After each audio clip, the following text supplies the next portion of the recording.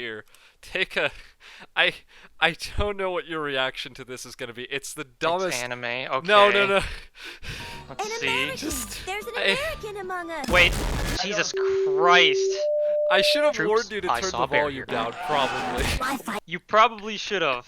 I'm sorry. Why the Hold on a second. I don't know. I'm sorry. What am I looking at? It is... Is this a YouTube poop? This is... Actually- do you know Skadge, right? He I made might have heard of that name before. He's the guy that made the sound mod. He used to play around like late 2019 and then early 2021 he quit. But Right. Okay, yeah. he made this, and it's such a When did he make this? I don't actually know. dear.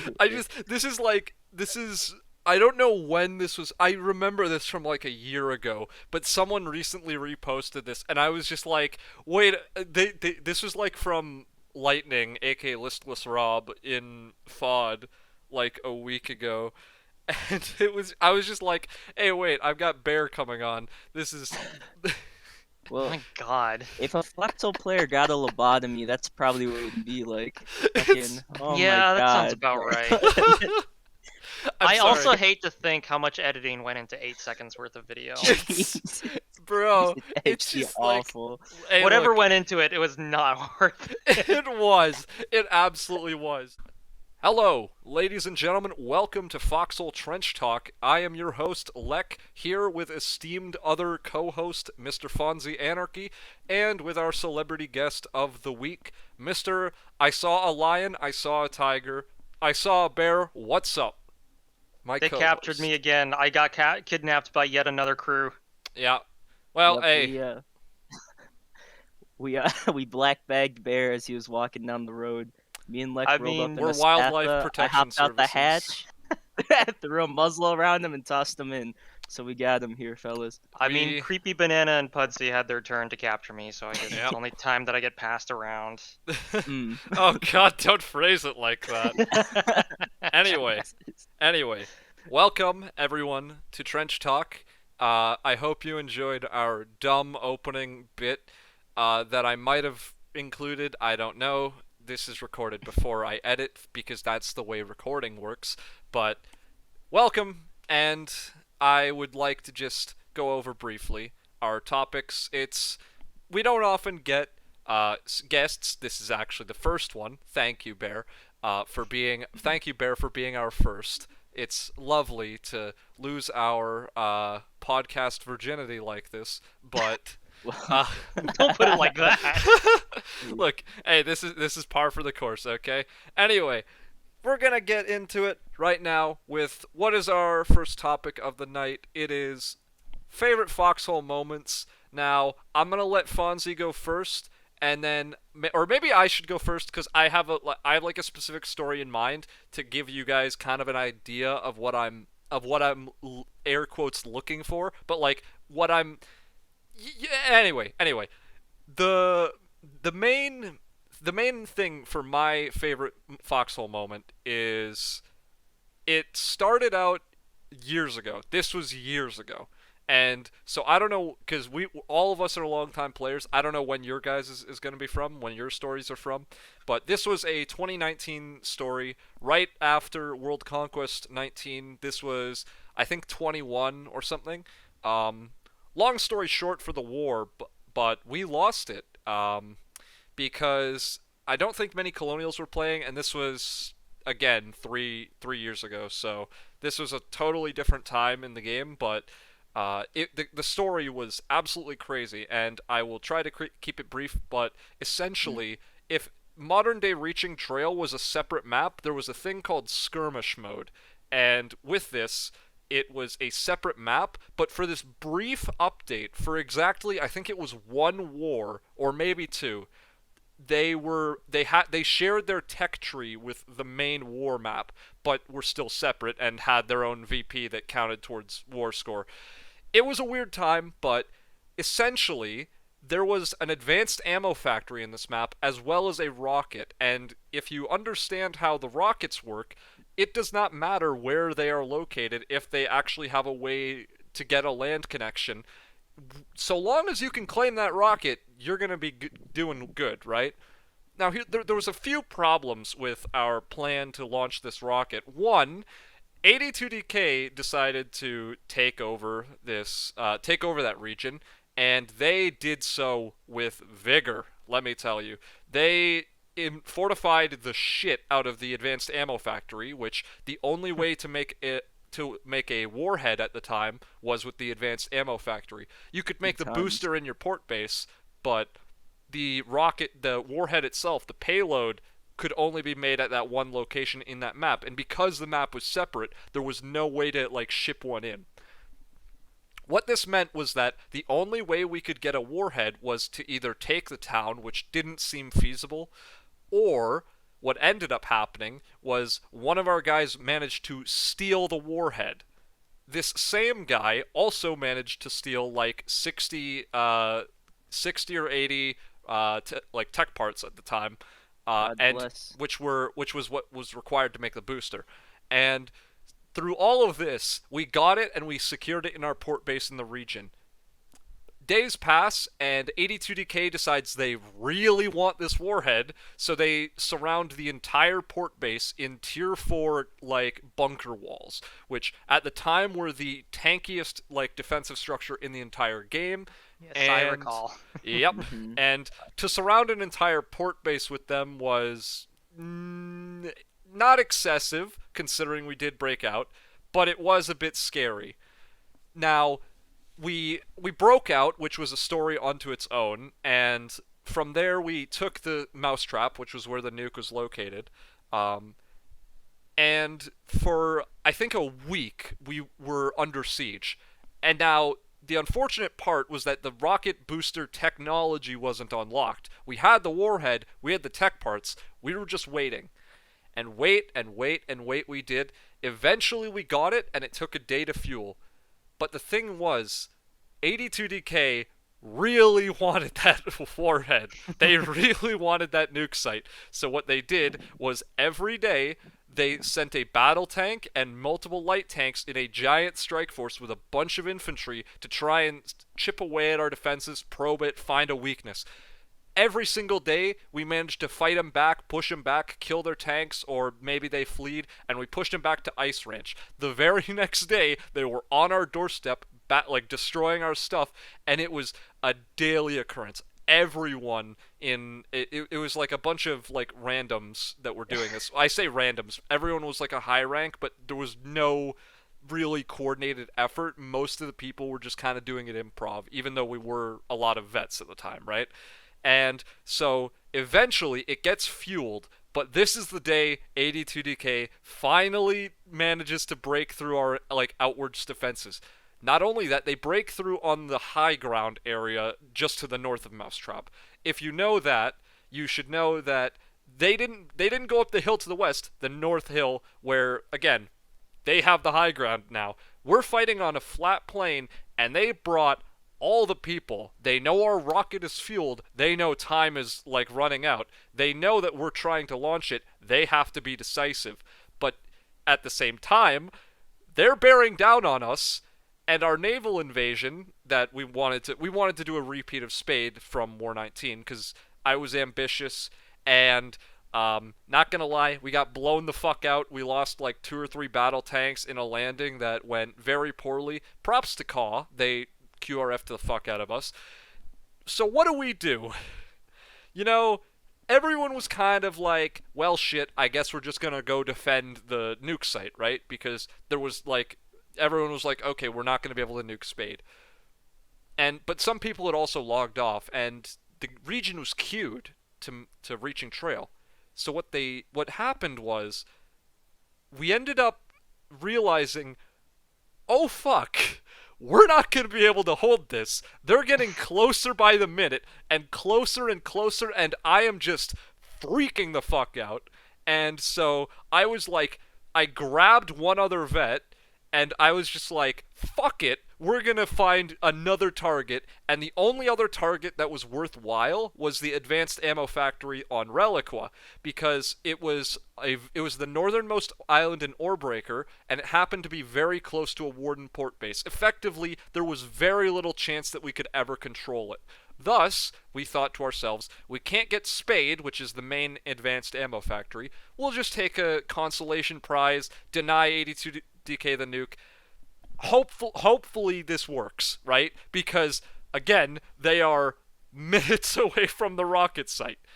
So we set out, we scraped together enough RMATs for an APC. I'm literally begging people in the port base to give me RMATs. I don't know who, but some generous donor gave us like 20, and we just like found 10 for the rest. And we go, we make it, we zoom over as fast as we can, and we're just like go mode. We climb up a little mountainside there, and we find ourselves like a nice little spot to camp out. And I'm just like, shit, I can't quite see the town hall, but I know I'm aiming in that direction. But like the advanced ammo factory is the target. So I'm like, wait, I think that's it. And I'm just like, you know what? Fuck it. We're punching the cords. Put them in, and then the 10-minute wait begins. Not a lot happens, but the whole time we're getting grenades, mortars. You can expect you're getting people shooting at a high ground position, right?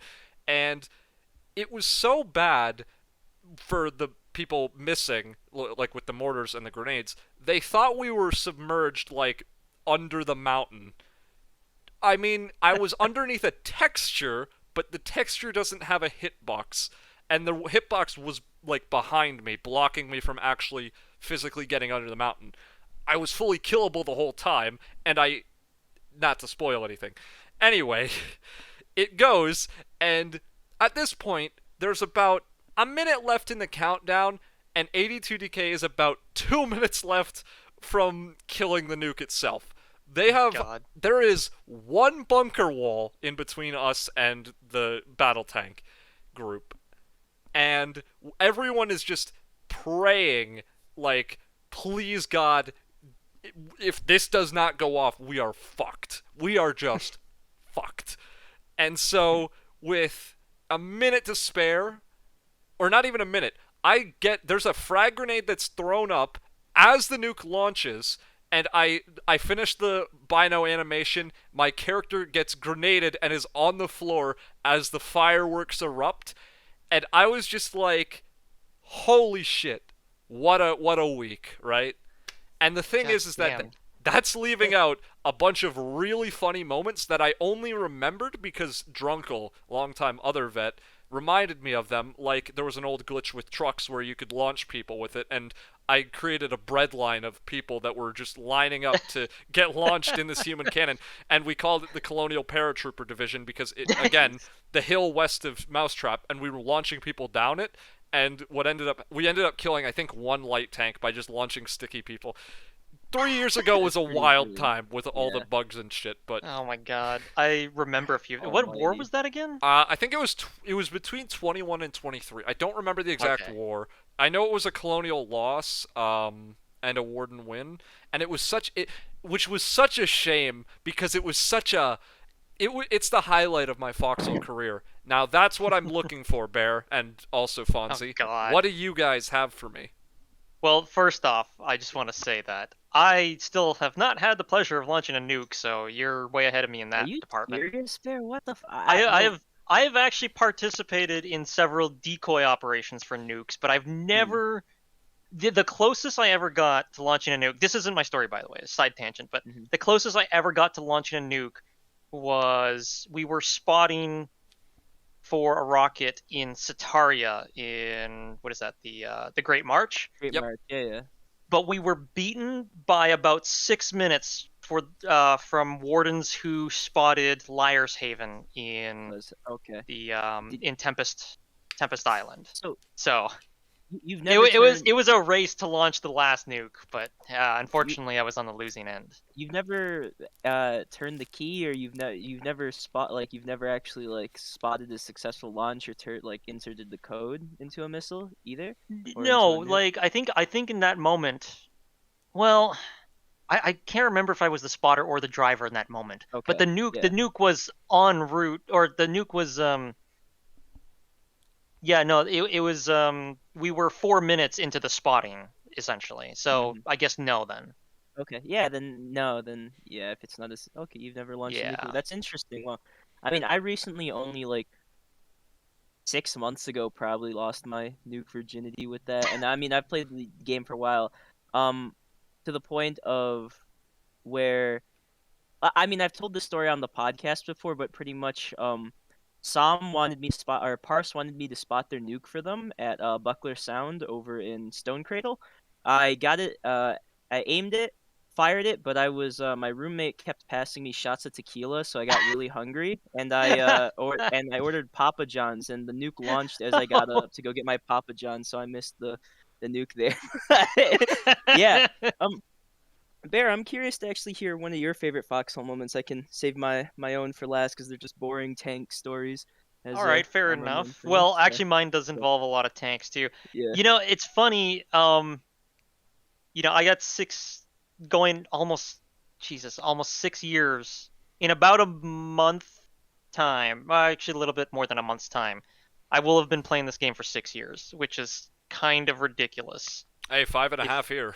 So if you think about it, I've played this game longer than either World War, which is kind of insane.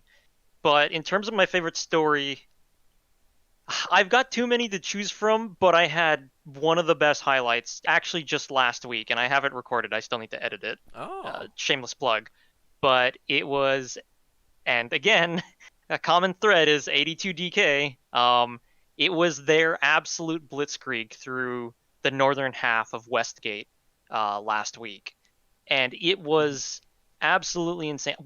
For whatever reason, I always find that Westgate has some of the best battles in the entire world. Westgate's I don't know why map. the terrain just works with it. But essentially, we started off in Rancher's Fast in the northeast part of the map. Someone else had captured that beforehand. Who's it? Sapphire Sentinels, SSE, were setting up artillery at Rancher's Fast and providing artillery support. One group of, I assume it was 82DK, but I might be wrong about this because I didn't actually have eyes on, started hitting the Gallows and started taking over that town. I led a group of infantry just south of there to cut the road from Holdfast. So we cut the road. No Logi got through. Stopped a couple of Logi trucks. The tank force took the Gallows, and then they started coming down the road to Holdfast. So we're fighting at the crossroads just before Holdfast. And I start running between different groups of tanks trying to coordinate. So I'm essentially a runner, trying to coordinate, like, hey guys, you know, they're really defending this crossroad. We should go around between Holdfast and Rancher's Fast, which I just realized both those places have very similar names. But go between those and start cutting the crossroads between Kingstone and Holdfast. And it took them about a day to get organized, a day in game to get organized. I start cutting Logi with a few other infantrymen, including a great moment where I just literally lay on top or beside an enemy AT pillbox, and 3 colonial troopers, I'm Warden of course, 3 colonial troopers just run right past me down the road. I just sit there and I don't move, and they don't spot me at all in plain view. I was just like, I guess the blue of my uniform really matches up with the blue of the pillbox. It's kind of nice. But then about 10 or so minutes after that happened, you know, people are like, okay, we're pushing into Holdfast now. And all I hear is a rumble of a dozen or so tanks. And I'm just like, oh shit, it's starting. And they just come literally a tank line going over the top of a hill as if it was a trench charge, but with tanks, and just start blasting the ever-loving crap out of Holdfast. And within minutes, the base is just obliterated. You know, infantry scattered. They're running to Kingstone. There's another funny moment where an enemy Logi truck, who clearly did not get the message that the town had fallen, just wanders straight into the tank line and gets demolished by 6 tanks just firing at it. We all just laugh, and then, you know, eventually we push on to Kingstone. Light skirmish with infantry through that, push on to Westgate Keep, take that down. And I think kind of like towards the end, one of the highlight moments was me capturing a collie prisoner, being told by SSE, because I had then volunteered to be spotter for their artillery, told me to take the prisoner into the Westgate Keep, which hadn't been captured yet. So I was going to the keep. A half track was just sat there with I think it was an ISG, just hammering the keep. I'm like, no, wait, I'm supposed to throw him in the dungeon. They blow up the keep before I get him in there. And they're like, oh, sorry, we didn't hear you. It's just, last round, too late. I'm like, okay, fine, whatever. So I just walked to the edge of the cliffs at the Westgate Keep, realized how high it was, and I just threw him off the cliff. And it was a GTV. Justin is another fellow streamer, was actually there to watch me do it too. So yeah, that was basically 2 solid hours of just amazing tank coordination, and it wasn't just brainless, push up the road, fight the tanks, pull back, push up the road, fight tanks, pull back. It was actually like huge groups of infantry and armor, moving around and actually trying to outflank and get better positioning on an enemy force. And like, I've had plenty of moments like that before. I don't think I've had 2 straight hours of that. That's what I'm gonna say is my favorite moment. I think we'll the see longest... if it stands the test of time. I'm more of a... I know me and Fonzie are more tankers than... I think you're more of an infantry player. I'm a generalist and Fonzie's a tanker. The longest I've been in a tank is, I think, 8 or 10 hours with, like, a 20-minute break to get something food. And...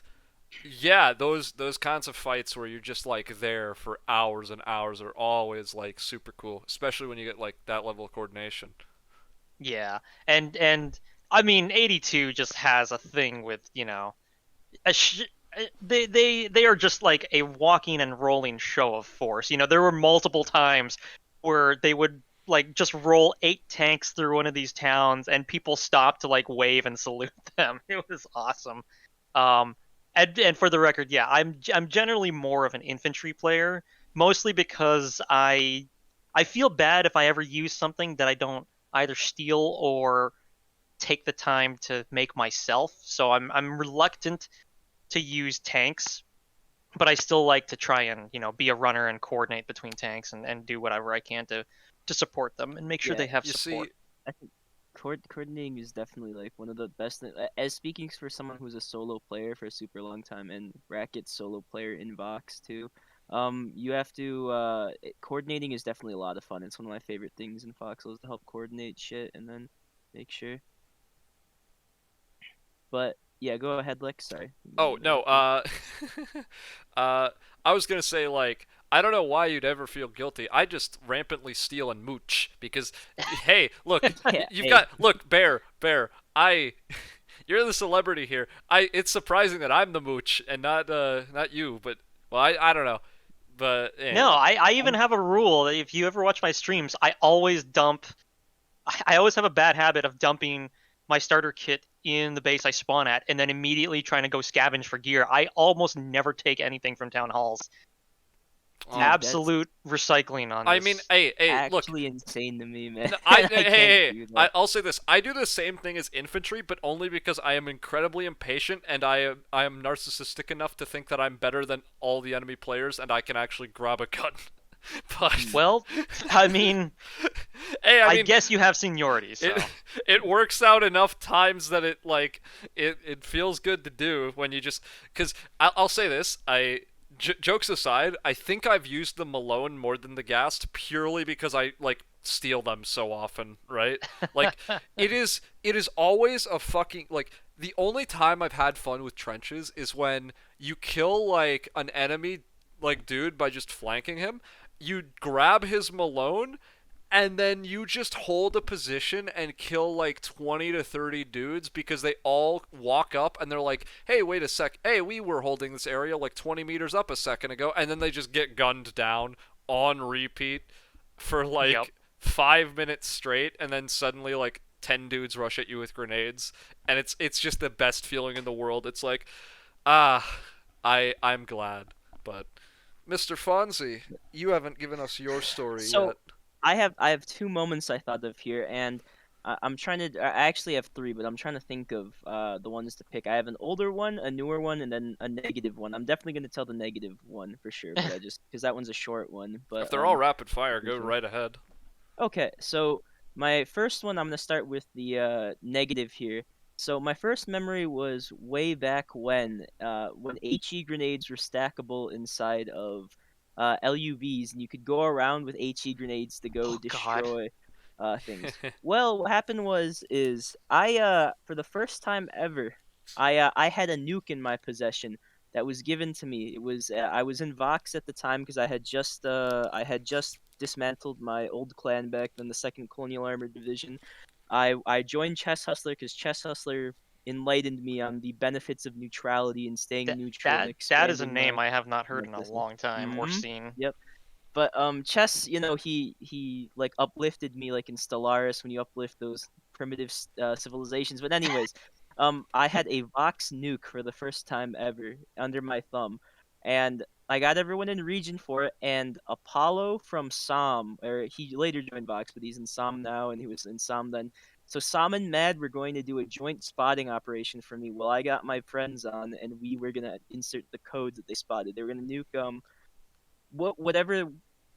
I think it was Ogmarin in Morin County because this was when there were forts instead of relic bases and stuff like that. So their plan was they were going to take a ton of LUVs and the CV up there, destroy the fort next to Ogmarin, build the CV there, get the fences down, and then spot for a nuke. And they got there. They went up there with LUVs, and what happened was Mad forgot to they brought crates of HEs there, and like they did not bring so they didn't bring the actual stacked HE grenades. They brought crates of them, so that you couldn't Oh, open no. the HE grenades. So everybody was panicking. So they started spotting for the nuke, and they all just started trying to pistol down the relic base because you could damage or You mean the fort fort, but back yeah. then. Yeah, the Oh fort. my Yeah, 'cause you God. could damage buildings. So there was like 20 guys just shooting it with their pistols, and they got it down to like 85% until the biggest QRF known to man came and then wiped them out. But yeah, that was a pretty funny fail, in my opinion, one of my favorite fails. But The only I'll give. uh, Sorry, go ahead. no, the Yeah. only the fucking stackable grenades was a funny thing Yeah, because dude, like, that do you remember old Jade Cove where you could like build a barracks and climb up those massive cliffs? Yes, I do Yeah. remember that. Bro. That's where the nickname Balonials was first uttered. Because we got up on those cliffs and collies just tried to cross the bridge, and then someone called out, "It's like, ha, suck it, Balonials." I'm just like, that's a dumb nickname. I love it. Like, Below. so there was a thing where I was Drunko and someone else RPG'd like a battle tank from up there, but I had a more nefarious idea, which was early war. There was, I think, like 150 HE grenades, 300 like frag grenades, and like 200 gas grenades delivered to a base, and I just thought, hang on a minute. What if I stood still in this truck for 20 minutes pulling grenades and then just walked up a cliff and made life a living hell for an hour? And yeah, that's about the end of that story, but it was very funny. So Yeah. with this, my favorite positive memory of Foxhole probably has to be and this was back when battle tanks were a thing, and I'll say this because I've done this was like one of my first successful flanks in Foxhole, especially with a vehicle like a BT. It's very hard to it's slower than a CV, the battle tank, so it's very hard to flank in them. But what happened is because this is one of the only areas of the map that hasn't changed. Over at Callahan's boot, you know that stretch of Callahan's boot leading all the way to Callahan's belt, that road going north to south, and it has the little valley with the hills there on the left and the right. Um, we had two battle tanks there, and we were pushing up that valley. It was my battle tank, which was a second CA battle tank at the time, and we had Black Rose's battle tank, which was just filled with randoms there.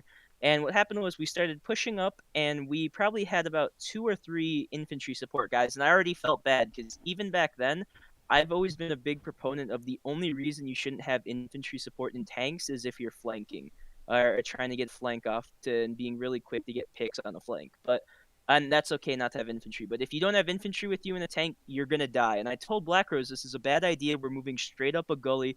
And we saw a battle tank at the end of the valley, and he's like, "Oh, we'll just out DPS it, we'll win," and he didn't account for infantry, essentially. So what? Next thing we know, and this was when stackable sticky bombs were a thing. Next thing I know, they kill all of our infantry support. We're trying to back up. The enemy battle tank pushes, disables him, and he gets sticky to death. And Black Rose starts calling me a coward. He's Fonzie, you're dog shit, blah blah blah. You're terrible. Next thing I know is I read it. I was not letting it get to me. I was like, whatever, man. If we pushed up without infantry support, got punished for it, rightfully so. Whatever. So I told my crew to back up, and I said I was gonna hop out, and I went to go grab the MG ammo and all the shells and all that shit from his, because this is when all the shells and stuff would just drop on the ground. You could just pick them up. Oh, Right. Yeah. Oh, right. Yeah. Yeah. That was a great quality of life change. But what I spotted is he was trying to outplay me because he knew I was going into back into Callahan's boot, right, which is reversed. And if you guys know Callahan's boot, right at the end of the valley there, leaving there, there's that road that goes east to west there, and you can flank and go into like Pommel Annex, I think it is, down there. And he was gonna try to come from behind me, and I read that, I recognized that right away. That's what he was gonna try to do. So what happened was I backed up, and I went through that gully again, and he didn't have his infantry waiting there, and I pulled up behind him while he was looking for me, and I fucking destroyed his battle tank. I disabled it in the first shot because I hit it in the rear with a 75mm AP round. Hit it second time, boom, it was dead. And that was like probably one of the best I've ever felt, or the smartest I've ever felt in Foxhole. At that point, was just recognizing that play, that's what he was going to go for, and then moving to be able to successfully counter and flank and kill him. That was like, God, I felt like a champion back then, man. I really miss when flanking would do more damage to tanks, and just the early flanking days as well, and pulling that shit off. That was so much fun. Yeah, I mean, it's one of the great things about Foxhole is the longer you play, you start to notice a lot of common habits people have with how they move, how they shoot, how they maneuver, and at some point it just becomes predictable, not by any game mechanic or whatever, just by the habits human beings form. So I love it. Even something as small as like counting rounds as someone's shooting to be ready to charge them down with a bayonet. It's awesome. It's so funny you say that, because it's not in the most popular Foxhole video. There's like the 100 tips for new players. I'm the first tip in that video, and I'm doing a stupid, obviously terrible accent, and I'm just talking about counting bullets as a great combat tip, and it was the dumbest. That's funny. LARP. I forgot you were the first one. I wasn't even in that video. I'm surprised. It was the dumbest LARP I've ever done, but But, yeah. I think, gosh, there's so many. Yeah. So for the record, you can still outflanking a tank with another tank is still extremely damaging, especially if you hit it in the fuel cell. Yeah. You're talking to someone. Well, tracks are better generally, right? You're talking to a master of this player. You go to my YouTube channel. There's tons of flanking videos. I'm a big proponent that if you are a colonial tanker, and what you need to do is you need to flank, man. If you're front fighting Warden tanks in 2022, you're losing. That's it. Just flank, bro. Just flank. Yeah, literally just unironically, yep. But it's I mean, there's testaments of it. Of course, it's situational, right? In all seriousness, but flanking is still a very effective tactic when you do it. And the thing, a lot of people will complain, like someone was complaining about this in FOD earlier. They said, well, I flanked with one tank and got blown up to infantry with White Ash, and it's like, well, you shouldn't be flanking alone. If you're flanking alone, your chances of disabling a tank on that flank with that, you need to coordinate. Foxhole's a game all about combined arms, coordinating. It's all about who can coordinate better, in my opinion, with that. And the team that coordinates much better is gonna win this. I mean, there's plenty of videos. Like I have a video of my on my thing where it's like a 5v4 or like a 6v4 in tanks, and I win the fight because we all coordinate our shots better than that and get the disables off and everything on them. So it's all about coordinating, and it's all about being able to hit the right targets, right, with that. But yeah, totally. What was the negative story now? Because I'm interested in that one. That wasn't that the HE one? No. Yeah, that was the. Oh, that was the nuke HE one? Yeah, the mad one was the. Oh, okay. negative one. So Yeah. wait. So you only told Yeah. 2 of the 3, or what? Yeah, I only told 2 out of the 3. Okay, I mean, gotcha. Yeah, so. Anyway, Time with that, but... yeah. So it's good. It's always good to reminisce. But let's think about the future here, right? We're a couple of future-minded individuals. I've been a little bit bored of Foxhole at the moment. I've said as much on the previous episode. I still play it occasionally, but I've been busy, and playing like Doom is really fun. And I know Fonzie still does a ton of tanking. He's got, like he said, a ton of like flank videos. Especially recently, he's got some great clips. Bear. Anyway, I'll say real quick. I was planning to take the next couple of wars, play the minimum amount I feel like playing, because I know I'm gonna go very hard at 1.0. Yeah. But I'm sorry, but the didn't hear no bell counteroffensive. It's really drawn me in. Hey, look. It's a great thing to have like a rallying cry. I just hate how everyone is spamming the same bad memes, right? There's some great memes, but but my that's god, how all memes are spammed. No, but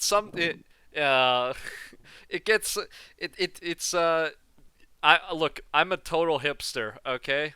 When it comes to anything, the more of something there is, it becomes intrinsically worse, which is very paradoxical. I want this to have 0 views. 0 view podcast means it's better, okay? The less views, the better. Well, then you'll appreciate what I posted around the Blemish recently, which was when it got surrounded. Instead of saying, Hearts of Iron 4 or H. Hoi 4 moment. Yeah, I went with the more elegant pun saying Heartlands of Iron 4. Heartlands of Iron 4. Jesus. And those posts immediately got removed off the map because no one upvoted them. Very sad. People don't appreciate comedy these days. Yeah. Anyways, we're all a bunch of hipsters here. This is all a part of the colonial psyops by Lek in order to brainwash more wardens into our side here. I don't. By telling them, don't spam the memes, don't have pride in your faction. Hey. Don't worry. No, hey. I'll say the same shit to fucking. Oh god, faction hubs are unbearable. Faction brain people get me very tired. Future talk, right? Yeah, future talk. Yeah, anyway, let's look to the future. Basically, I want to know, because everyone knows what I want, right? But and everyone probably can guess what Fonzie wants. Right? No, it's actually not. It's not battle tanks. tanks. No, it's not tanks. It's no kind of tank. It's combined arms stuff. No, resistance phase. Actually, that's a good one. But oh fuck, sorry, continue, Lek. Oh, you know what's funny? No. We can actually segue that into a later thing. But I mean, I think with 1.0, it's like I mostly just want like actual logistics gameplay. I've been saying it for like a year and a half now that it's. This is like my view on the devs is kind of nuanced. I hope more than because some people just have very simple. I don't think it's the most nuanced. I think plenty of people have nuanced opinions. Basically, I just think the devs are great, but man, is it kind of inexcusable that logistics still has functionally no gameplay in and of itself, and all of the gameplay is tied into combat, right? With combat has some intrinsic fun, and the way it's tied into logistics makes the whole of Foxhole better, but the same is not true of the inverse of logistics, and that's why my big thing is with 1.0 and with the naval update, what I really want to see is more gameplay where logistics players have control over the progression of logistics, and there's actual upgrades, because funny thing, you might remember 3 years ago when Point 26 I know exactly what field, you're getting at. Right? You're getting at what was it? The infrastructure? Yeah, not the infrastructure. If you're thinking the tech part and the old factory system, right? I was thinking of that. I know you're not looking to reinstate that, but something along those lines. That's not even that's not even where I'm going with this. What I'm going with this is, if you remember point 26 when they added the harvester and the MPF, and these weren't all in point 26. They were either point 26 or like point 27 or point 28, because there was like a few follow-up updates or whatever, right? Yeah. Like they did with Arms Race and like they do with most major updates, but. If you remember, they added the flatbed, shippables, and all this stuff, right? Mm-hmm. That was 3 years ago. And the funny thing is, that was longer ago than the time spent between that and the launch of Foxhole in, like, 2016. It's been longer since we've had logistics editions than since those last logistics editions were added to the game since the game launched. Which is just kind of mind-blowing. And what I mean by I think it's kind of inexcusable that there's not been logistical improvements to gameplay, like more mechanics, more, like, scrapping is boring as hell, and I think there needs to be, like, an option for people that want a more active scrapping experience. Like, keep what we have now, but also add, like, stuff where you can use tools, like the tripods, like maybe dynamite, like... They could just add a whole bunch of stuff where it's like, if you work together and coordinate, and maybe you have to, like, be, like, you can develop your skills and understand the mechanics, and, like, maybe you, like, set up, like, small conveyor belts that lead into hoppers, which, if you know, like, a grain hopper where it, like, spits out grain. Yeah. Imagine a flatbed where you didn't have to use a crane, and you could just drive it below a hopper, and it, like, spills out scrap, and you just drive off. Like, that would be really cool, wouldn't it? Why don't we have that? Or like or just anything. There's so much that they could add, because it's an untouched canvas for the refining elements, for like the transportation. There's very little player built infrastructure, and I think that's all. Like, it's a huge missed opportunity.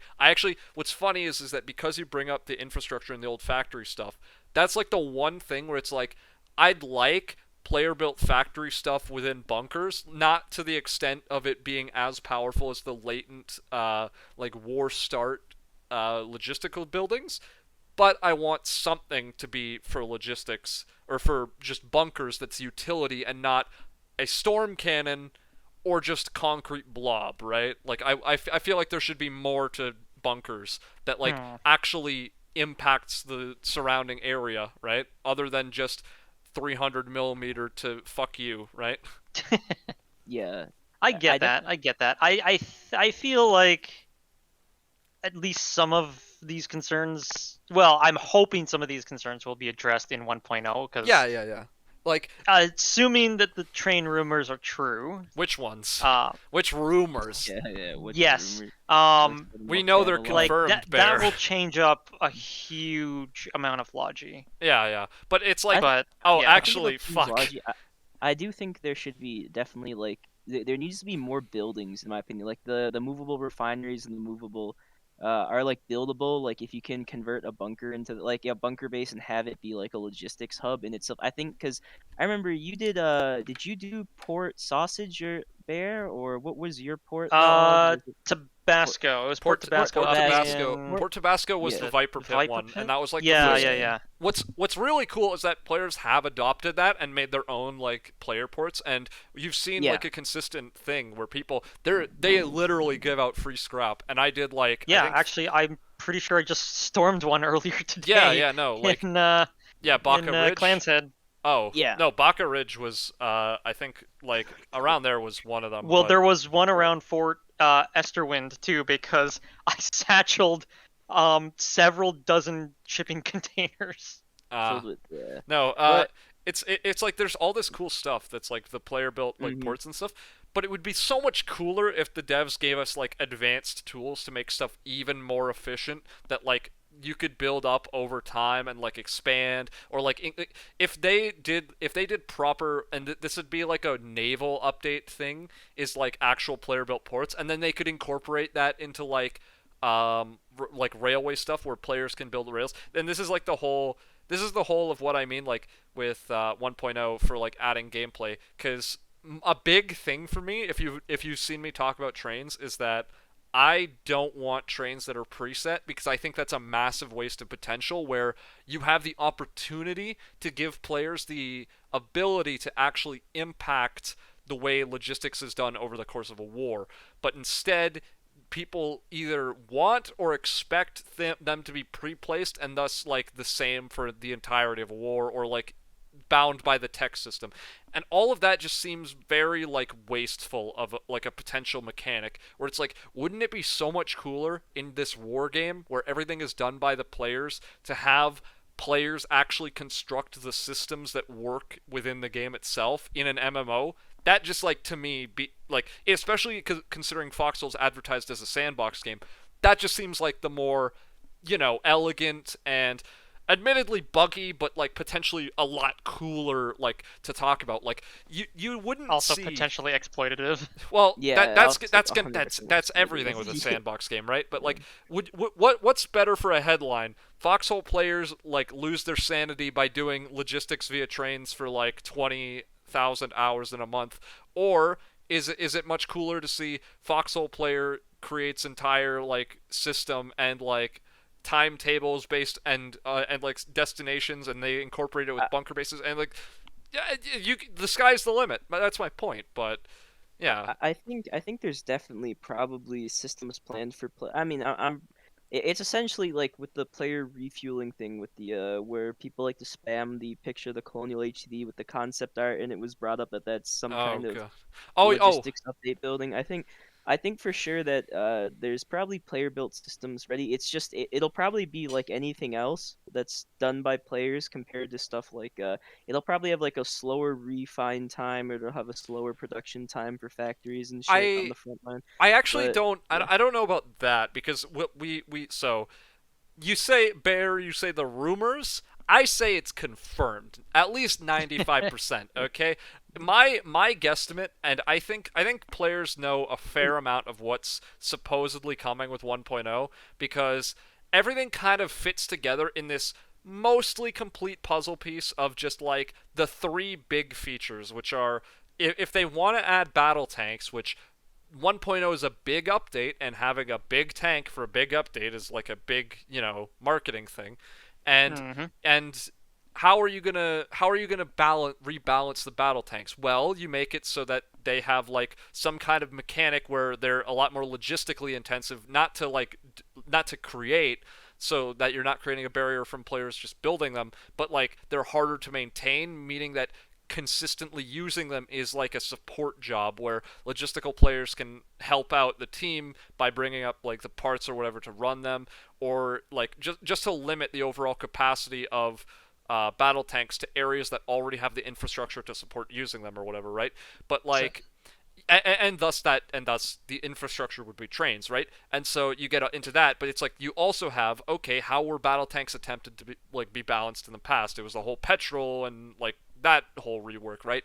And we've seen with the year-end dev stream that they were doing some kind of fuel rework advertised and incorporating it with bunker systems, and it's like all those three kind of fit neatly together with like each other in a mostly, but it's one of those things where it's like we don't really have enough information to say anything for certain, but I think that you can reasonably assume that they all come together because they all work off of like similar mechanics in a way where it's like the same way that Foxhole is a game that relies on the dichotomy between infantry and like logistics. It's the same thing with those three like potential mechanics, right? I don't know. So I think that's a really good guesstimate as to what's going to happen. I'm still willing to be surprised, but speaking of fuel, real quick, and I've said this ever since battle tanks were introduced way back in 2016 or whatever. I just want fuel trucks to explode. Like, Yeah, I want that'd be fuel great. trucks to explode, and I want Trucks. ammo that's in vehicles when they go down to also explode. I think one of the biggest things they could have done to balance battle tanks back in the day, which they didn't do, probably for technical and or priority reasons, but just being able to, because right now, you shoot a fuel truck, it explodes, and then you just pick up all the fuel off the ground. Nothing of value was really lost. Well, the fuel isn't usually depending on where you are, it's the fuel truck itself that's more valuable, right? Well, I mean, yes and no, but Depends. my point is that a fuel truck can explode. You can just huck the fuel in a bunker, and it's just bring another fuel truck in 5 minutes, and it's like nothing ever happened. Well, But imagine if fuel certain locations, trucks, it's like a 2 hex drive. Depends, right? But right? yeah, So yeah. imagine if you blew up a fuel truck and all of the fuel went up in flames with it. Then that battle tank that's, a base behind enemy lines is like, fuck, we don't have the fuel to get back. We're stuck here. They've just stopped Hmm. our advance because they hit our weak point, which isn't the tank, it's the fuel for the tank, you know. Like how many times, how often have you seen a stranded tank because they ran out of fuel in Foxhole? It's it's like a unicorn. It almost never happens. You look at history. How many times have you read of tanks running out of fuel and them having to be ditched? It's literally happening today in the world. Not to bring it too Oh close to boy. home or anything, Yeah, yeah, yeah. We don't but allow you get my politics on point. this Like it program. happens a lot. So I don't know. I think it's a cool mechanic. Plus, I just want to see stuff explode. So. No, I Yeah. look. I sympathize a lot more Good. with the see stuff explode than realism, but And I I mean, do. seeing stuff explode is realistic, though. Shit, Having dude. it drop into a crate neatly, even despite the fact that it's extremely flammable, is unrealistic.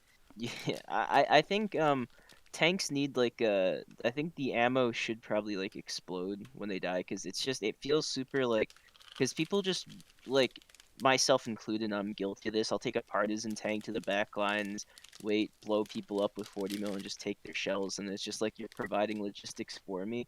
And I don't think that gameplay should be punished 100%, but it just feels like I don't know. I feel like a scumbag after doing it No, for a like while. I totally But agree with it's that too, okay. because if you think about it, that's just eliminating a snowball effect, right? Yeah. Because if tanks are Hmm. able to just roll down, kill enemy vehicles, and overpower them, and then take their ammo, they can just keep doing that. If there's no point if they keep succeeding where they have to resupply, and then they can just keep rolling down the road and kicking ass, Well, yeah. which is cool to a degree. But then on the other team, it's just like these guys haven't stopped in 2 hours and it's we can't Yeah. do anything about it. Partisan light tank is very. A lot of people really like sleep on like partisan, like just normal light tanks or even partisan Kreneskas because you just. I mean, if you just get in a good spot on the Logi line, you go up through my little path in Deadlands over there and go up north in Cal Pass, you can just catch so many people just like transporting stuff that like people will just one man crew tanks trying to get them up to the front,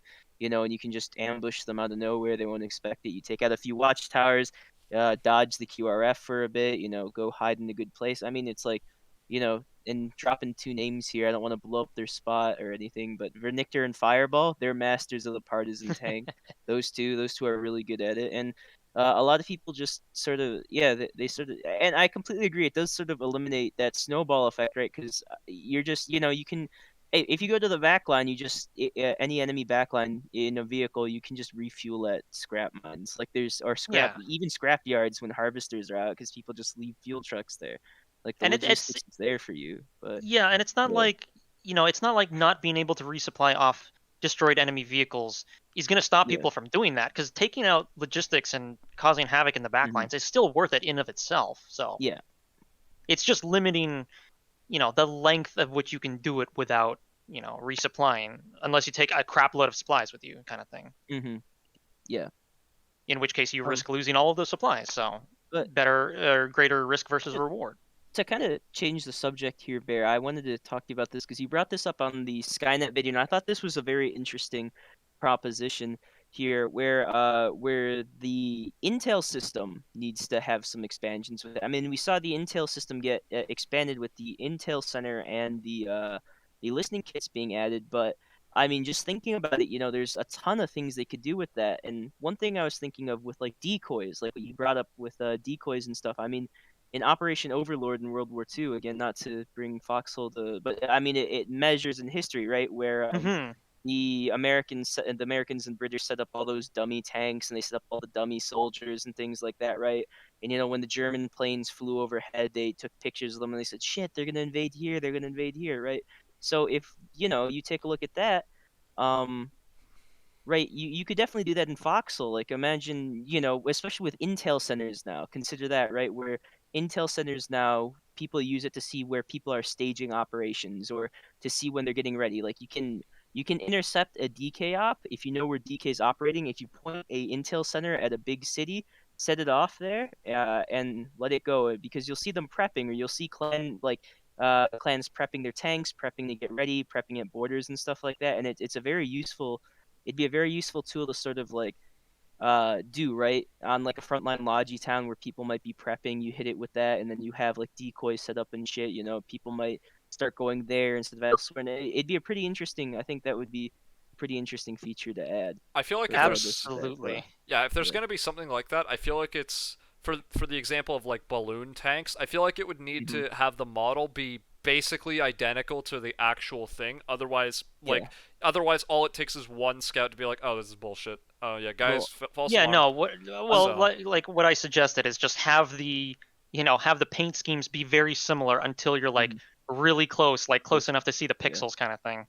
Well, if you get next to it, you should be able to hit E, and it's just a pop balloon or something. Or you should be able to bayonet them. You know, you bayonet them and they let out like that whoosh of air that comes out, like when a balloon deflates or something. It'd be pretty sick. I mean, I still think. Yeah. I mean, I guess it also depends. You know, some nerd with a 4K monitor might be able to tell at a distance, but I think if you just make the paint schemes, slightly different or different enough, it would probably still be worth it. Especially like if someone's scouting at night, that's when they should absolutely not be able to tell the difference. It's definitely like it does also have pretty good frontline usage as well, because you have two silver hands in the town. Someone puts down a stubby silver hand, or someone puts down a dummy falchion, and you have the falchion retreat. They come in thinking they're gonna hit it, and all of a sudden they're hit from the flank by that. I mean, it's very good. I could see some big brain plays being pulled off on the front line with it. And not to bring it too close to real life again, but I've seen recent news stories of people using old tanks as dummies. Yeah. So I think definitely it's for sure like a viable thing there as well. And I mean, but with that was just something on a you side did note. Say actually because that suggestion was like a bear suggestion, right? And what was who said the tank something? There was a tank suggestion, because someone earlier had said something about resistance phase, right? Oh, I said resistance phase. Yeah, I wanted to discuss resistance phase. Yeah, so this actually this is a beautiful segue, because one of the final things I wanted to this has been going around in my mind for a little bit, but like Foxhole Classic as an idea, just like what do you think of when you hear that? Like, so, like as a potential, not just as a potential like not just as a potential like what Foxhole used to be, but like what a Foxhole Classic could be, kind of thing, right? Where do they set Foxhole Classic though? Because when people think about like WoW Classic, they think about it moving from vanilla upwards, right? So where would we go for Foxhole Classic? Is there a certain update we would go?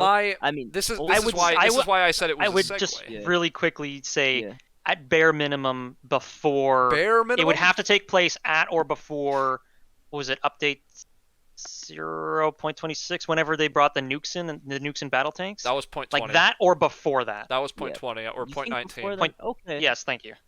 I think pre-World Conquest is where I would set myself for Foxhole Classic. I think Foxhole shifted radically when World Conquest came out, to the point where when I picked up Foxhole when World Conquest came out, during World Conquest 1, I didn't play for the first day because I thought it was too different, and then I got sucked back in, and then that kind of happened with me with the first one, and I played for the second one. But the reason I said it was a good segue is because, like, what if in theory they reworked Resistance Phase to, instead of being this like World Conquest Light that like 2 people play and it's mostly just newbies just because they're playing between the thing, what if it's actually like a different like sort of game mode, but like I think we can all agree that they've added a ton of really cool features to like Foxhole over the years since that really early day. Since that really early day of like, single map, upgradable factories and stuff for like OP shotguns. Oh god, no! You know what? The trench update and its consequences have been a disaster for Foxhole players, right? So I think a lot of people definitely look at a lot But of people look at old school Foxhole really quickly, like with Roaston, and it's one Oh of the yeah, things that yeah. makes me really upset when I talk to like Yeah. really old Vox friends of mine and really old just friends like neutral friends of mine, like people from FOE or from Vox, TK, or just anyone in general, where they look at old school Foxhole with like, because back then you were just able, like, the skill gap, if you were good at the game, you could fuck shit up yeah, as single player. And I think they also look at it right through a nostalgia factor. That's when they had all their good times and a lot of 2019 their good baby. times. 2019, 2018, joking around in Discords, and it was a super small, tight knit community, Foxhole, and it expanded to the point where, as a single player, you can still make a difference, but your difference won't be as significant as backcapping a town or cutting off Laju or another Vox Alamo for Unless it, you're right? Dury. It'll Dury, Debatably. unless you're yeah. Dury can do that. Have you seen it? Dury That can- video? Dury, It's like 6 months ago. Or he did that person exactly. who stole the nuke from Sataria. Yeah, true. No, But Um, like, but as an individual on a front line, I mean, like, or even just backcapping, like a lot of people miss backcapping, or a lot of my friends miss backcapping. I'll correct that. A lot of my friends, because I was a backcapping, nightcapping scumbag back then. But it's and like there's a lot of things I don't miss about old school Foxhole too, right? Like I Shotgun. didn't miss fuck that scarcity. thing. The Yeah, trench no, update it's did shotgun. one good thing, and it made the shotgun completely worthless, and I love it for that. I don't miss gas Howie shells. How about you, Bear? Do you No, miss no, gas I Howie miss those shells? so dearly. well, so Give here's, me those back. Here's gonna be Give me here's those gonna be my back. hot take. Here's Alright, gonna be let's my hear hot it. take about this. Hmm. This might almost sound outrageous to some people, but I hate the idea of Foxhole Classic.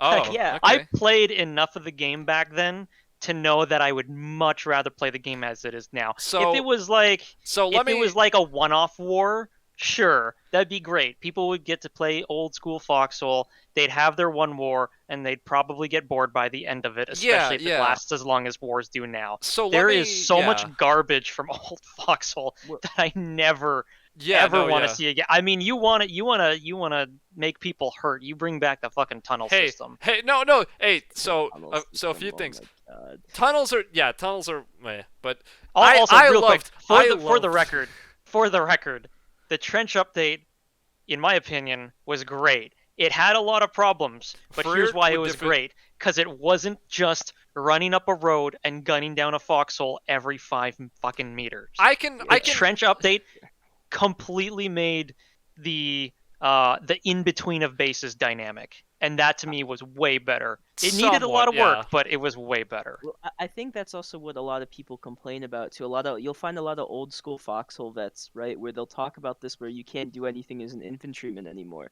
You definitely can, but Foxhole has shifted to be it's always been a combined arms game, but Foxhole back then had a much more significant focus on just the infantry aspect of pushing and the artillery aspect of pushing, and tanks and vehicles back then in half tracks, they were an afterthought for destroying foxholes, and it really didn't, tanks didn't really feel all that flushed out back then. But now they go- definitely weren't an afterthought, but they definitely were Well, like a lot less. they had let yeah. me say, not like an afterthought, but they felt like a All-encompassing, lot maybe. less like they felt like they had less of an impact, and this is before battle tanks, it's like before BTs and before that, they felt like when it was they had just a light little tanks.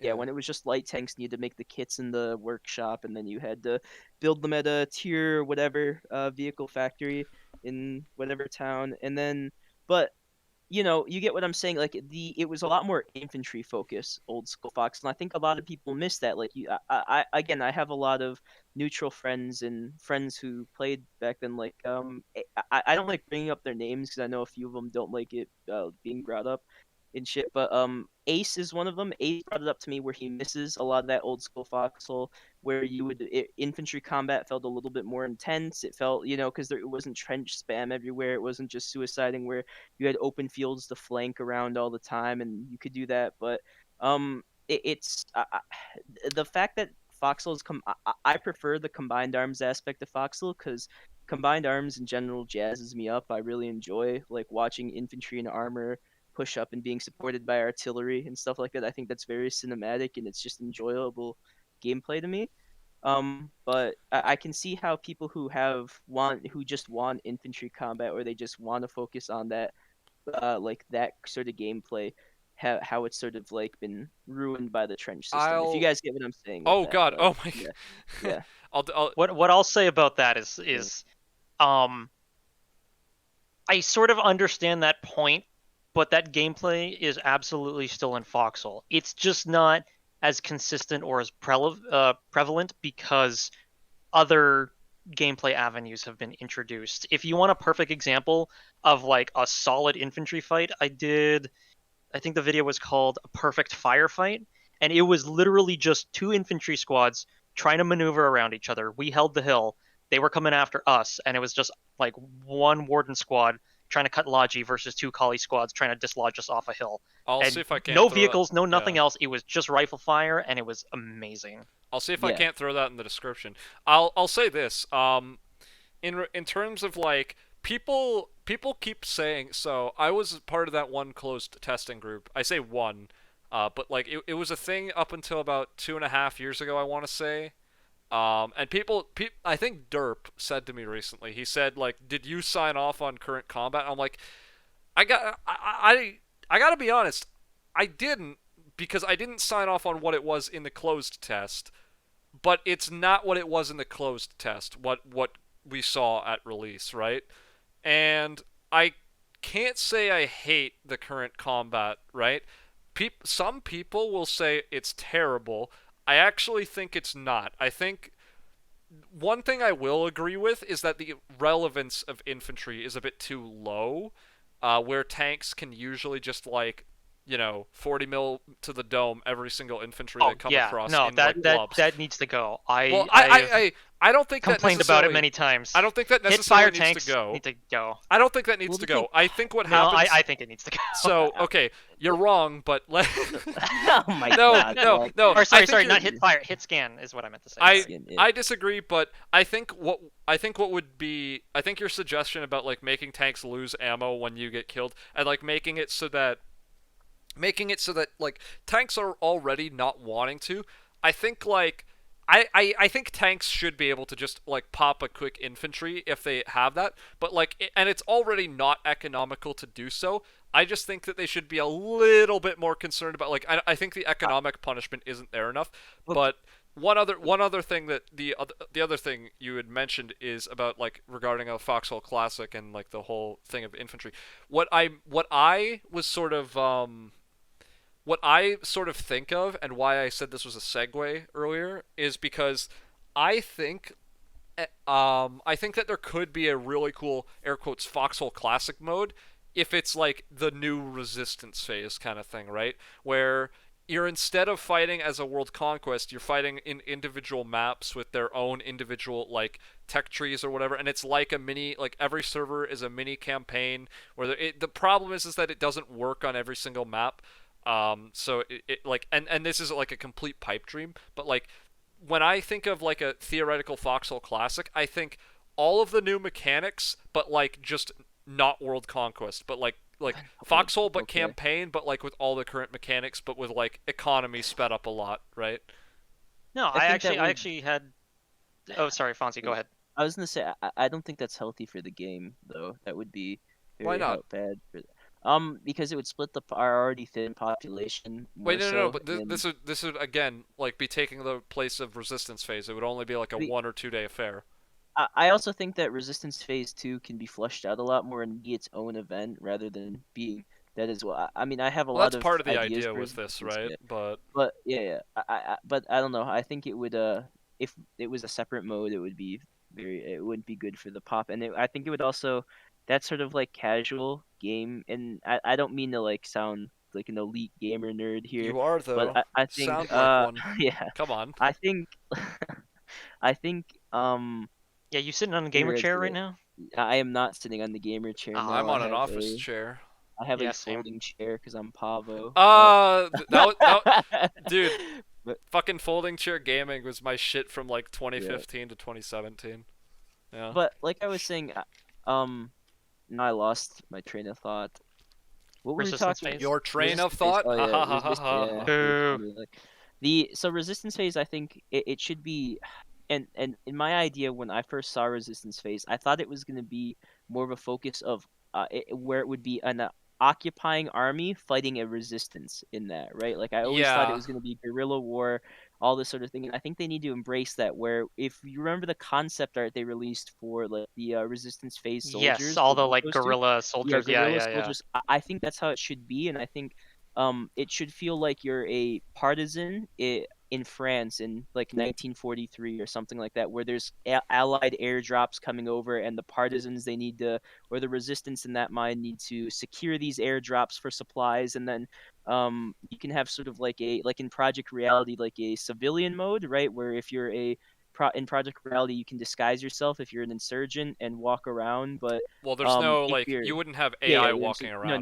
But you wouldn't have AI, no, but it's sort of Yeah. like a thing where if you are unarmed or something and you're killed, it can raise like a occupation level or like a resistance fervor level inside cities and stuff like that, and there can be certain events that happen across the map for these 1 or 2 days of resistance mode where you can flip cities and stuff like that, capture supplies, and I think they should be open to like having sort of like White Ash now, you could just reskin it to be like Molotov cocktails that yeah. resistance members can Well, get and shit hey, like that one to of the fight tanks and stuff. But I think Yeah, so one of the things, cause like fuel rework, cause we might be getting like flamethrowers and shit in 1.0, yeah, but I think like what if you had all of that except it's tied into only one map, and it's like you and the resistance is like I So think I've- that could be really cool. Yeah. I've talked about Yeah. this multiple times on stream, and you two are basically explaining what my idea was, which is what you said, Lek, which is, resistance phase is broken down into small maps, and what you said, Fonzie, and it's asymmetric warfare where one side is playing a guerrilla resistance movements. Whoever loses, they're the guerrilla. Whoever loses the war in resistance phase, they're the guerrillas, and then whoever wins is the occupying force. They have massive, overwhelming stuff, but they have basically objectives that force themselves to be spread thin, whereas the Yeah. resistance can group up and overwhelm them. So Mhm. I definitely think if there was ever a way to rework resistance phase and do it, lore friendly, they could do it that way. But here's where I'm going to expand, which is that it doesn't just have to be the normal maps. They could Oh. add new regions, not even related to the mainland that you always play in Foxhole, the Siva Valley border Yeah. region. It doesn't have to be there. They could do far-flung islands, far-flung, mountain areas and stuff like that.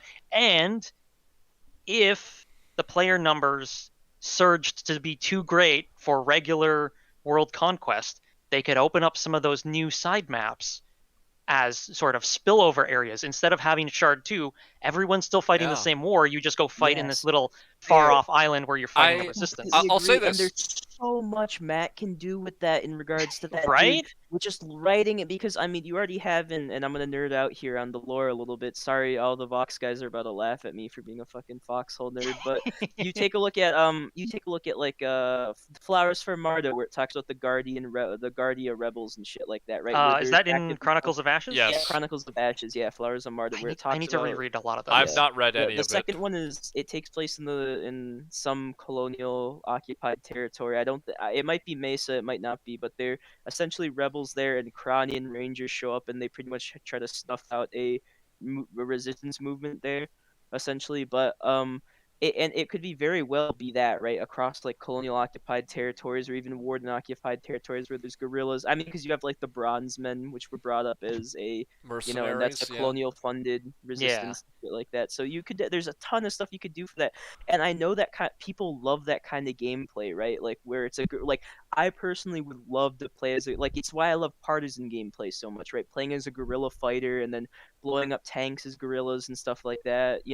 Totally. It could lead to a ton of stuff with It's it. the and I- underdog story. You know Yeah. what? You know what could be like really cool is like oh fuck, because like just on the topic of like specific, like as a specific, like think about for how that like whole thing would run, right? For this isn't related to the lore, but this is related to like the whole idea. Imagine like there's a tension meter, like you said, Bear, or like I forget if it was Bear or Fonzie, but yeah, it's there like there a- there Fonzie, would but be yes. there would be a tension meter, right? And if the tension rises too high, like the town would instantly flip to a like a resistance town. All the garrison houses would become active, and you'd have like players, the resistance, be able to spawn there as resistance fighters or whatever, right?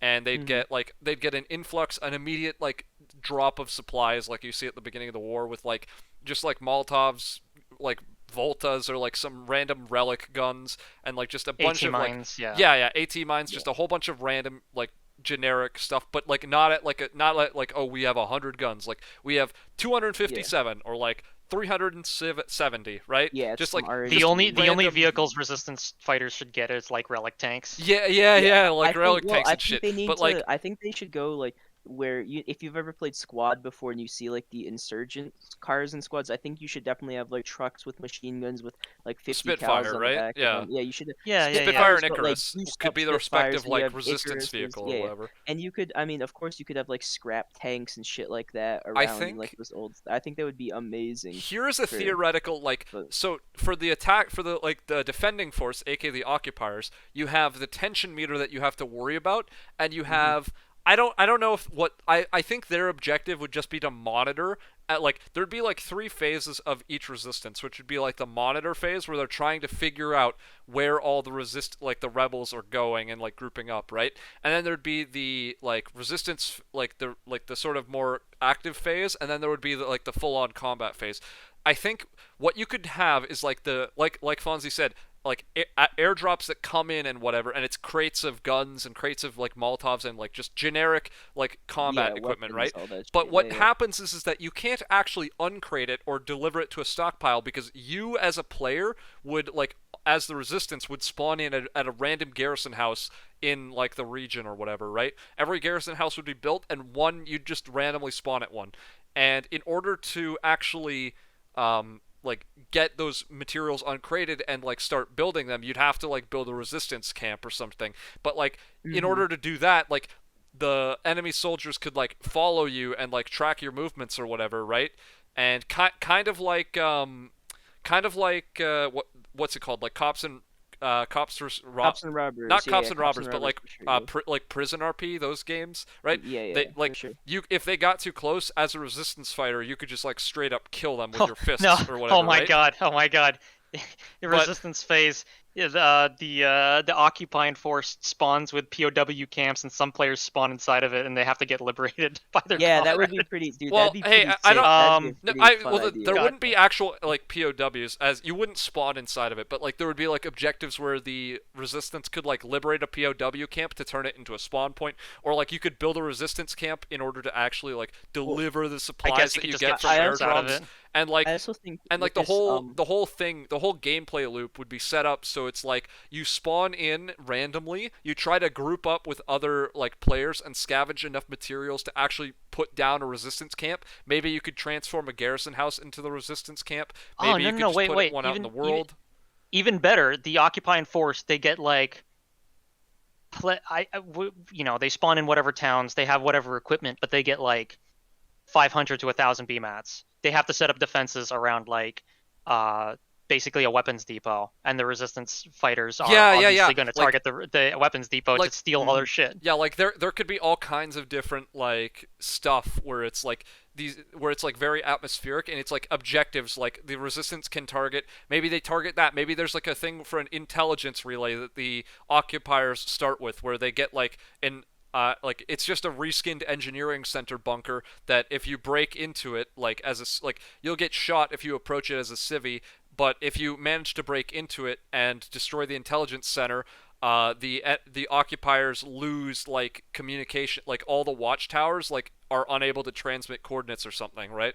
Well, Or like Yeah. there's like a about it whole like bunch this. of cool When- like stuff you could do by like when- reskinning. I just want to say real quick before we get too off the rails, I know off the rails. Just damn it. Just a reminder that obviously the best or most likely solution that the devs would take to this is simple- the one that requires them to change the least amount of things. Yeah, Even though all these ideas are super awesome and cool, like yeah. there's obviously a much simpler way of doing what we've just gushed Yeah. about on here. And well, I would also like to say Goodbye like with tension meter. it would be with goodbye tension meter with like an occupying force. I was going to make a comparison to this. I don't think if you got to that point in the war, I think the largest you should be able to build to are like light tanks and things like that, because it would find another use for armored cars, right? If they had like basic anti-tank weapons like Molotovs, and like if they could disguise like rocks as mines on the road and shit like that, right? So I mean, then there you go. There's for I am Yeah, waffles from some. There I goes would the use for the AC and things like that, right? in a But resistance you know, phase like that, I would say don't even let the occupiers build anything. The war is quote unquote over. over, Why yes. do their factories need to keep producing war supplies? But They also, would just start with like a it stockpile gives, or something, right? even though it's asymmetric, exactly, even though it's asymmetric warfare, the resistance fighters, they have the absolute tension in their brains of having to not die while they do attacks. The occupiers should have the opposite tension, where they have to not die because they have a limited number of supplies. I think, yeah, I think like the ultimate goal of any of this like kind of revamped resistance idea, I think like structuring it in a way where the inevitability should be that like there's a way for either side to theoretically run out the clock and win. If the resistance isn't active enough with pursuing like the weapons depots or the POW camps or like the intelligence relays, and they're not actively like pursuing those side objectives to sort of gain momentum, then they like, if nothing happens, they should lose. But it should also be a case that like if the occupiers aren't actively going out of their way to defend and like build up defenses, like checkpoints, monitor the activities of the rebels and shit. If they're not active in themselves, the goal should be that if they are left unattended too much, the rebels should be able to easily like snowball and take over, right? Like it should be the occupiers should have to do that balancing act of defending their like locations while also monitoring the rebels, and the rebels should have to do like how can we best throw off the scent of the occupiers while also focusing the objectives, right? And like setting up their own like staging areas to launch their attacks and whatever, right? Look, all I'm saying, Markfoot, please get on this, because this sounds badass, dude. Much Hell better yeah. than what we got right now for resistance mode, man. We don't need this for like a year, and we wouldn't get it for a year, but I think the perfect quote that I just remembered, it's from someone in World War II. I believe it was on the Yugoslavian front, but someone can correct me if I misattribute the quote. But regardless, the quote was something along the lines of, "A regular army loses if it doesn't win a battle. A partisan movement wins if it doesn't lose a battle." And I think that's the theme they should really go for. Yeah. Could you say that again? Because I did not understand half of that. So a regular standing army will lose if it does not win a battle. A partisan force facing them will win if they do not lose the battle. Okay. Basically, yeah. So it's like fight, run, live another day versus we have to win this engagement. Yeah. Or we get whittled down day by day. Yeah, kind of like an attrition thing, yeah. But it should also be like, yeah. I think like a lot like anti-Stasi from Arma, if you've ever played that mode. That's pretty good. I've seen Soviet Womble play it. Yeah, we both pretty, have. you know, like that sort of thing would That's be the only pretty cool kind of thing where you're fighting. That I'm a sucker for that. The guerrilla, the guerrilla warfare trope. Like I love the aesthetic of Soviets in Afghanistan and fucking Americans like that. That's sort of like you're inside of a country and your country's occupying it, and then you're not really welcome. But how long do you think can't like tell the thing? But yeah.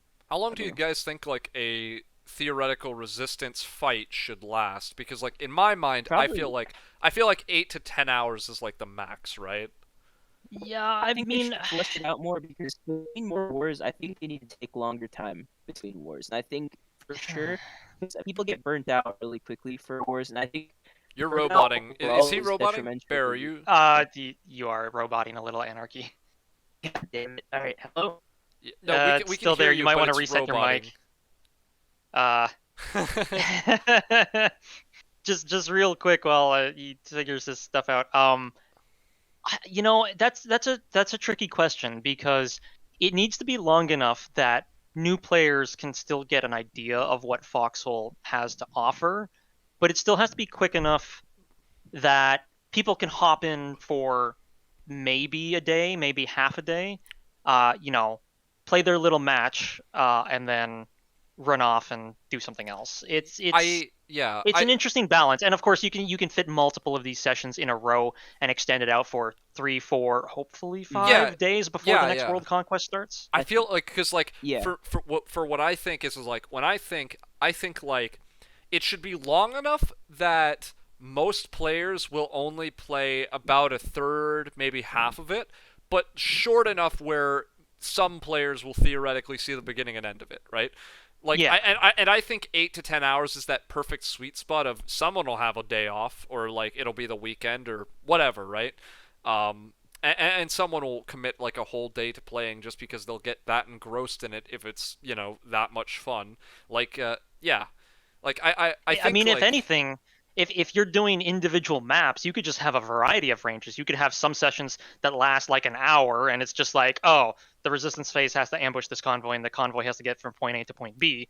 Or you can have like a 10-hour one or a 12-hour one where it's just like, oh, the resistance phase is aiming to capture this entire town. Yeah, but I don't think the devs would want something where it's like that sort of forced almost. Like I think I feel like something like ambush a convoy would be really cool, but it would have to be a little bit more like, I don't know, it could be done. I just think it would need to be like one team needs to get something from point A to point B, and then like everything else is left super vague and like up to the players, exactly. Kind of thing. Like, yeah. So in theory, most of the time it's destroy a convoy, but sometimes it becomes something else or something, right? Yeah, Mm-hmm. yeah. And I don't know. I think like the shortest you would go is probably like 3 to 4 hours, right? Yeah, probably. I mean, I don't know. It depends. There's a lot of variety depending on what you do, or what could be done. Yeah. Again, assuming that this even happens at all. Well, hey, part of the fun of this is that we don't have to talk about what could realistically happen, right? That's true. We could say whatever we want. I could say that there's gonna be an official Star Wars mod for the game. Who knows? Already is. I said not official. Not official. Yeah, not official. But side note, I'm still willing to pay an artist $100 to $200, probably $100 Canadian, to do a Valkyria Chronicles reskin of the game. Just putting that out there. Mm. I really want that, but that's gonna be a lot of work. Bear, you and $100 probably won't cover it. Do you remember? Because this is like we're coming up on about an hour and a half, which is like the normal episode length is about an hour, but this is a good conversation. We got. I could keep talking for hours. No, hey, yeah, but like for the sake of my computer not having to render for more than 3 hours. Oh yeah. So we should probably do this too. Okay. No. There. We haven't done this yet. No, we haven't done it. Oh God! I said I was gonna do it at the beginning of this. Bear, pick your 3 favorite words. Right now, and we'll have bear, nature, history. Sure. Okay. There you go. There's your words, people, for today. DM me that on Discord, and you might win a month of Nitro. Anyway, yeah, no. Just as a last like little wrap up thing. Do you remember the half track at like Overlook Hill Latch? It sounds familiar. What about it? It was so. I was driving a half track, and my gunner had to get off, and you just happened to be Colonial that war, and this was like 2 to 3 years ago. Okay. I don't know. You said something to the effect of it was your first time playing Colonial, or maybe like one of the only times you'd been Colonial, something like that. Right. Does that do you like? I mean, it sounds familiar, but like I've played. I've played so many wars that it all just blends together at this point, honestly. But I know I've seen you in the field both as a friend and foe, so. I think most of the time... I keep bumping into Fonzie at the worst times when I'm partisaning behind lines. I think, for the most part, unfortunately, I think I'm just better than you, Mr. Bear. I think most of the time I No. kill you. Okay. So here's the misconception a lot of people have. They come to me and they kill me, and they act as if they're better than me. What they need to realize is, yeah, they're better than me. Like, I'm not the Hey, best look, player in the dude, game. I've that just shit- played it the longest. I have my moments. Don't get me No, wrong. and I've yeah. mastered the art of looting a corpse in under 2 seconds, which keeps me alive most of the time. But like, I don't you treat put it. a you put yeah. a fiddler SMG in my hand and you charge at me with a bayonet, I will not hit you once. I promise you that.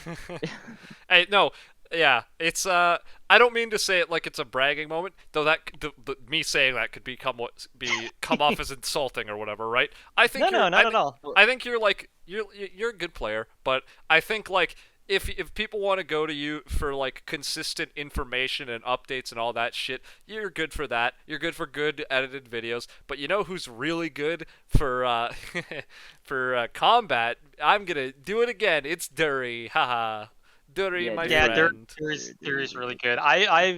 No, honestly, I am a little jealous of how good he is with sticky bombs at enemy tanks. dude. Bro. Like, it is impressive how consistent he is with sticky Dury's bombs. actually Yeah. scary. I've actually lost all my skill at sticky rushing as Yeah, of recent, man. Dur- I've been so failing. what a shame it is though. Like I said that like last episode or a few episodes ago. What a shame it is that when Summit came, he wasn't playing with either you or Dury, and it's like Dury is technically fuck. I don't know his nationality, but it's He He's, is from. Oh God. Slovakia. He's from Slovak- Slovakia. Slovakia. he's Yeah. Slovakia. Point is, it's like shame.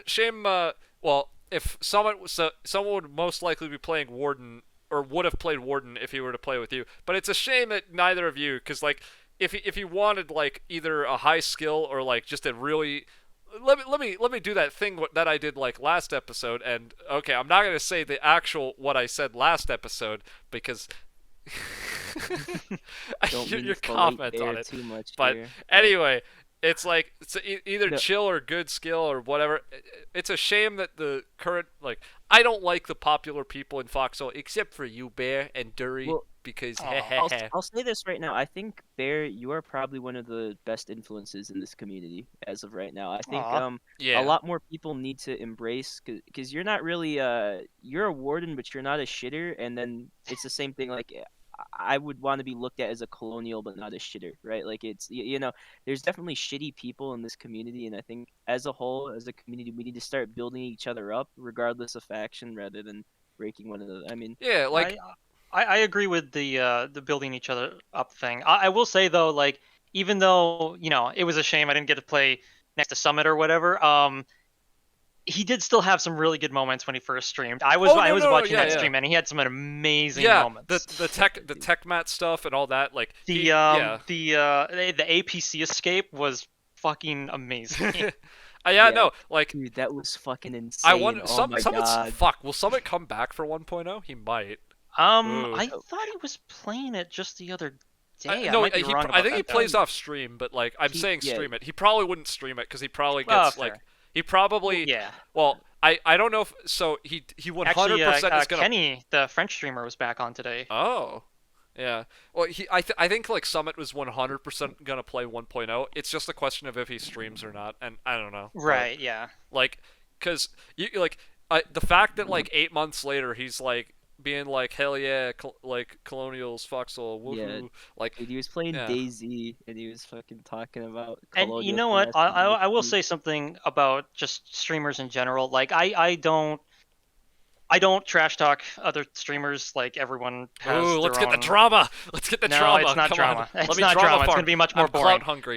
Give me the drama. I'm just gonna say that I don't know what's going on in other people's lives or anything like that. But from my own perspective, doing these videos isn't my job. It's a hobby. I get a Yep. little bit of shitty ad revenue on the side, and that's that. But like my real Wait, job you're is as an getting paid? ecologist, so I literally go outside and touch grass for work. Yep. Nice. But other streamers do this sort of thing as a job and for work. So I can understand how easy it is to get frustrated when they're not generating good or quality content when they're Yep. relying on that good or quality content to Because make the living. what gets you popular is, like I said, drama. Drama, get those clicks. Well, I think Get those clicks, get them right now. To some extent, yeah, but still, it's just like they have a lot more pressure on them to have either to do better or to have better moments, and Or when to that have doesn't more happen, attention, yeah. it sucks. Yeah. But yeah, no, it's yeah. I think we're about an hour 20, an hour 15, and yeah, I would love to do this again, but I think if we do, we'd wait till after 1.0, see what the wanted features, see we could see like then how things are, right? Pudsey and Creepy said the exact same thing. Motherfuckers! I feel like I'm gonna be very busy.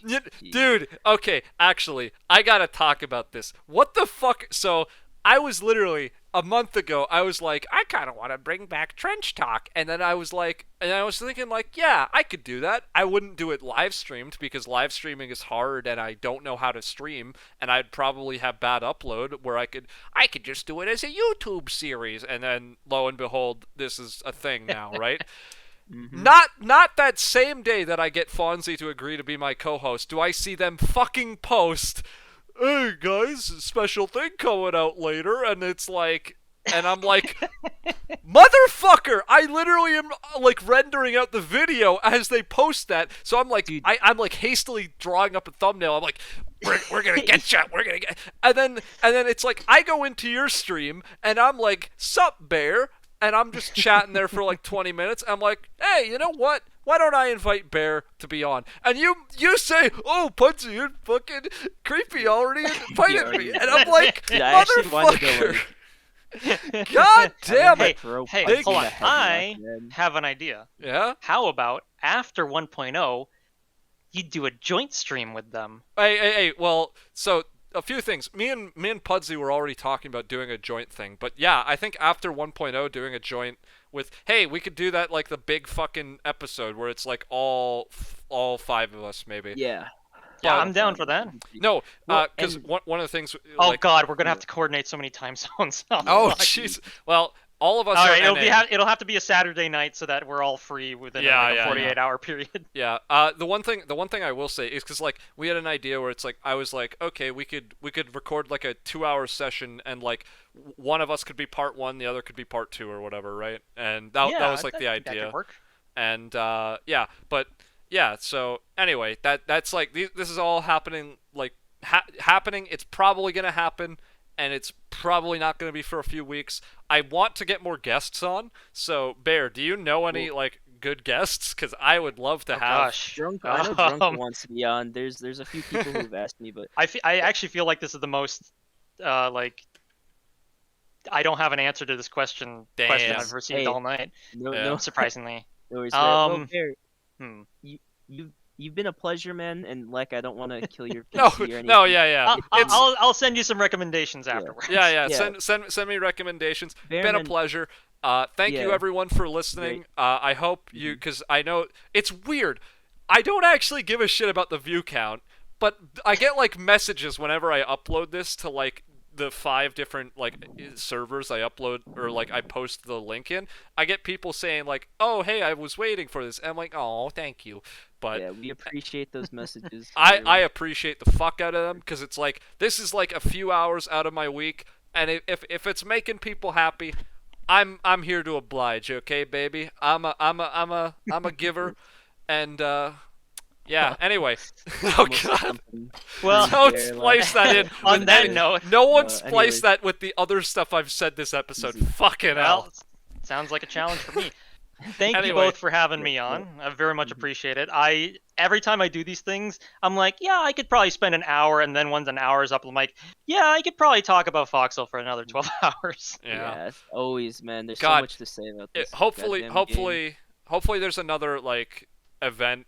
Devs aren't probably gonna go to PAX or anything, but like if there's another event and I'm in the I want to, because I haven't actually been on a trip to an event at like any convention. I will say that's not don't local, think it's NDA by any means, but I do know that there will not be any live events for at least until after 1.0, so there's probably no that- packs this year. Yeah, which that sucks, Well, but well, you know. that's to be Matt expected, right? posted, it's not. I don't think it's India because Matt posted about it. I asked Matt if he was going to. Oh, pack that's right. They did make a it. public post. Okay, that's where I saw Yeah, it. I Okay, see, I'm sometimes scared. I'm like, did they send this to me as a private mess? I don't think so. No, yeah, no, but if there's anything, I don't know, if there's another Foxhole thing, I don't know, it'd be fun. Cause what was it? It was like back in I'd actually love 2019, to meet.